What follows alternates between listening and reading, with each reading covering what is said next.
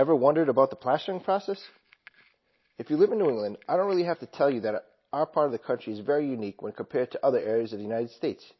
This applies across many fronts: cultural, architectural, religious, environmental, culinary, you name it.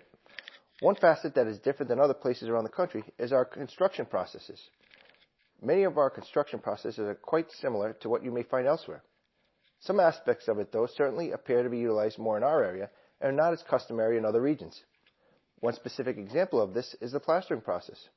Although other areas of the country absolutely use the plastering process, it is not nearly as dominant as it is in New England. Most areas of the country use drywall, taping, and compound as a means to construct and maintain their wall systems. In fact, in our area, this is the system that is most often used in commercial settings. In residential settings, however, the plastering process definitely reigns. Why is this? Most probably because if the plastering process is done correctly, properly mixed and applied, the finished product is a much more durable finish than regular drywall would allow you to have. As an end product, plaster is more resistant to being damaged by being hit or knocked into than drywall. So if plaster leaves a higher quality finish, why isn't this taken advantage of more often throughout the country?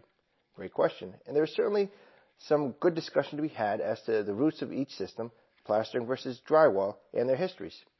From a cost standpoint, what we would bill out to blueboard and plaster a room would be very similar to drywalling, taping, and compounding one.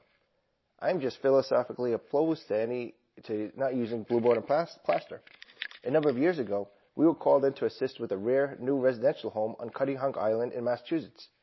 The contractor working on building the home was from California, and his client insisted on drywalling, taping, and compounding through every room in the beautiful structure. I literally told him that I truly believed that blueboard and plaster was the correct route to go in their situation, and I stuck to my guns.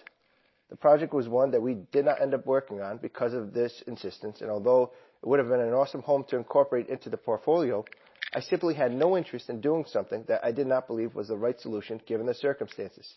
Don't get me wrong.